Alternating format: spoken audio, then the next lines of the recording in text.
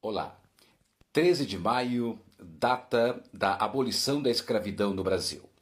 Eu quero convidar você, neste vídeo, a fazer uma breve reflexão sobre 3 pontos importantes sobre o 13 de maio de 1888, data da assinatura da Lei Áurea pela Princesa Isabel, lá no final do século XIX.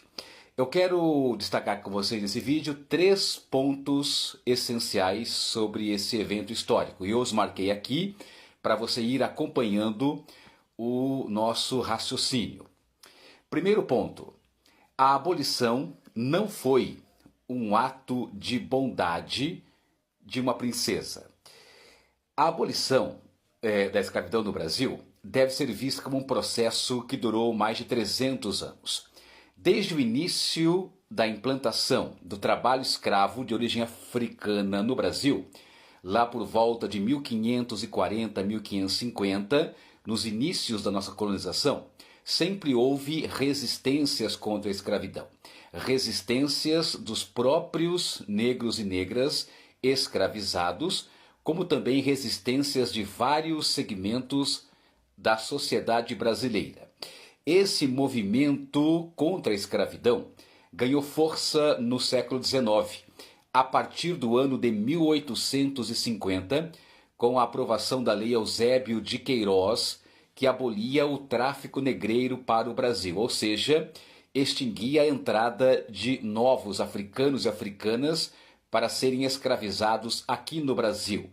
Por isso, a partir de 1850, até a Lei Áurea, em 1888, foram quase 40 anos do chamado movimento abolicionista, que reuniu a resistência e a luta dos escravizados, como também de vários setores da sociedade brasileira, como políticos, artistas, intelectuais, jornalistas, advogados, entre outros nomes importantes, como, por exemplo, nomes que não podem ser historicamente esquecidos, como Luiz Gama, Castro Alves, Joaquim Nabuco, José do Patrocínio, André Rebouças, Maria Firmina e tantos outros e outras que lutaram pelo fim da escravidão. Portanto, esse é um primeiro ponto de reflexão bastante relevante que deve estar presente em nossas análises históricas. A abolição não foi um ato repentino de bondade, de generosidade da princesa Isabel. As lutas contra a escravidão no Brasil duraram mais de 300 anos, desde o século XVI, desde o início da nossa colonização. Segundo aspecto importante, os escravistas não foram indenizados pelo Estado Imperial. Quando foi sancionada a Lei Áurea, lá em maio de 1888, havia no Brasil cerca de 700 mil pessoas escravizadas. Portanto, a maioria dos negros e negras do Brasil já estavam forros, já haviam sido libertos, pelos meios jurídicos da época. Mas os donos de escravos não foram indenizados pelo Estado brasileiro. E aí entra um ponto importante, porque com a Lei Áurea, os donos de escravos que apoiavam a monarquia retiram o apoio à monarquia na imprensa, na sociedade e também na política, o que acelera o crescimento do movimento republicano. Então veja que interessante, a Lei Áurea de 1888 acelerou a crise da monarquia no Brasil. Tanto é que 1 ano e meio depois, em novembro de 1889, foi proclamada a República no Brasil e a monarquia foi extinta. Caiu, não passou a ser uma coisa do passado, portanto. Então, a não indenização dos donos de escravos foi um dos elementos de agravamento da crise monárquica no Brasil. E o terceiro ponto importantíssimo é que os libertos não receberam nenhum tipo de ajuda ou apoio oficial, ajuda do Estado brasileiro. Os negros e negras escravizados que foram libertos a partir da sanção da Lei Áurea foram libertos e foram jogados na miserabilidade e na marginalidade social. Os ex-escravizados não receberam nenhum tipo de perspectiva, nenhum reparo social. Não receberam terra, não receberam trabalho, não receberam programas de moradia, nada disso. Programa educacional, também não.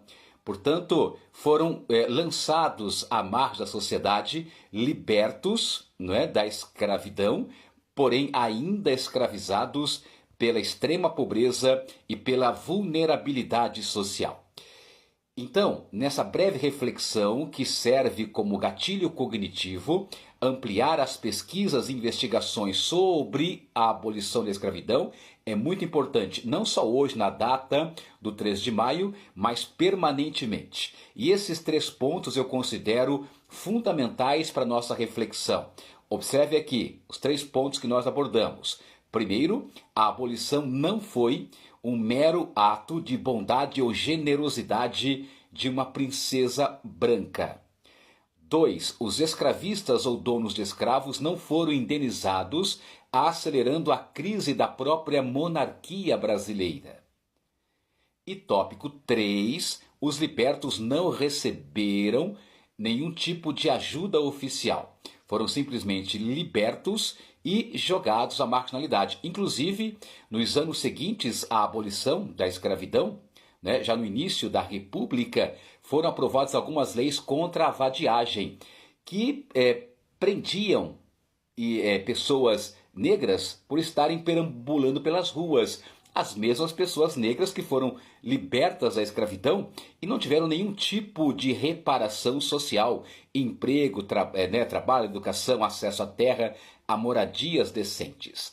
Ok, galera? Então, enfatize esses 3 pontos em seus estudos sobre esse tema tão importante que foi o movimento abolicionista e a abolição da escravidão no Brasil, lá em 13 de maio de 1888, portanto, há 135 anos atrás. Valeu! Abraços pedagógicos.